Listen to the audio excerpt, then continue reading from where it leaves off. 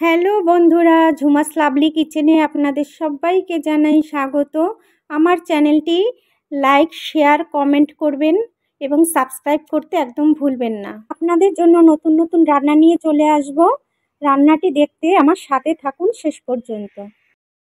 চিংড়ি মাছ, কুমড়ো, আলু, টমেটো দিয়ে একটা তরকারি করব আমি। চিংড়ি মাছ বেছে পরিষ্কার করে নিয়েছি, কুমড়োটা কেটে নিয়েছি, আলু টমেটো স্লাইস করে কেটে নিয়েছি। এখানে আদা রসুন বেটে নিয়েছি 1 চামচ করে, ধনে জিরে 1 চামচ করে বাটা, চিনি, লঙ্কার গুঁড়ো, হলুদ, তেজপাতা নিয়ে নিয়েছি, গোটা গরম মশলা, পেঁয়াজ কুচোনো একটা মাঝারি সাইজের, আর নুন নিয়ে নিয়েছি পরিমাণ মতো। প্যানের মধ্যে আমি তেল গরম করতে দিয়ে দিয়েছি, তেল গরম হয়ে গেছে।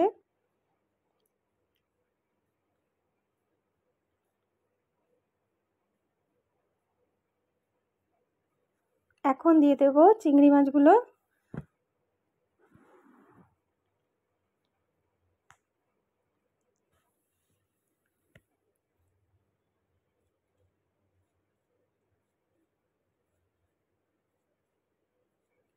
চিংড়ি মাছটা আমি একটু ভালো করে ভেজে নেব 5 মিনিট মতো।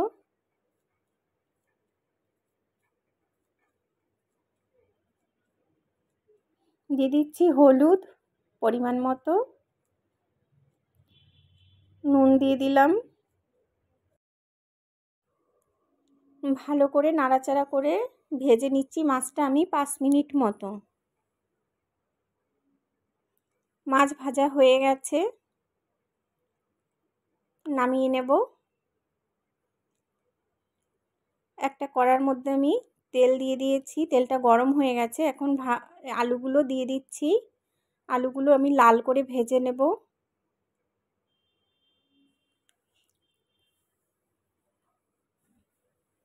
আর দিয়ে দিচ্ছি কুমড়ো স্লাইস করে রাখা।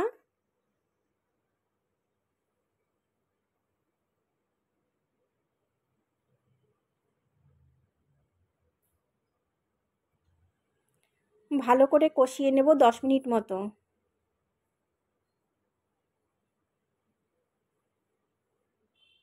কুমড়ো আলু ভাজা হয়ে গেছে, এখন আমি একটা পাত্রে তুলে নিচ্ছি।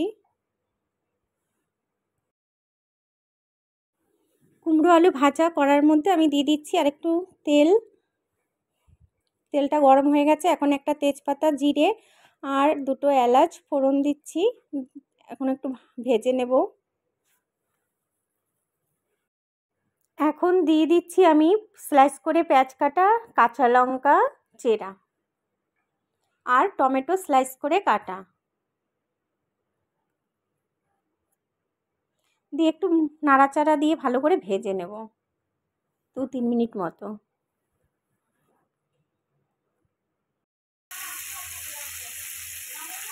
দিলাম আদা রসুনের পেস্ট আর ধনে জিরে বাটা দিয়ে একটু নাড়াচাড়া করে নিচ্ছি ভালো করে 1 মিনিট মতো। এখন দিয়ে দিচ্ছি আমি লঙ্কার গুঁড়ো, চিনি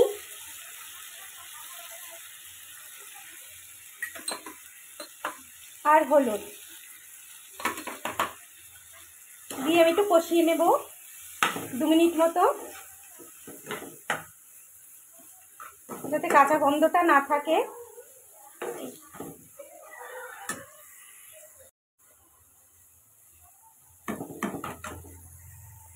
পরিমাণ মতো নুন,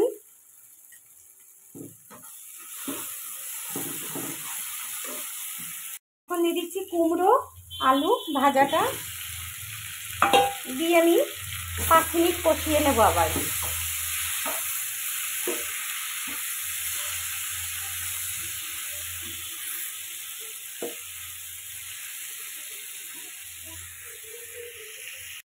কষানো হয়ে গেছে, এখন দিয়ে দিচ্ছি আমি পরিমাণ মতো জল।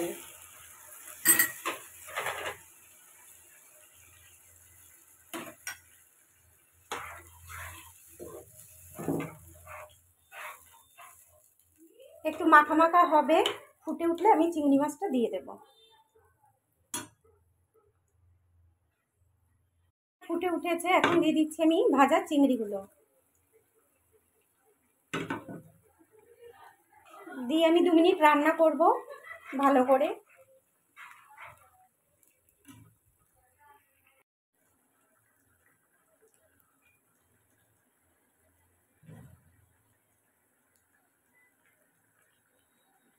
আমার রান্নাটা এখন আমি নামিয়ে নেব।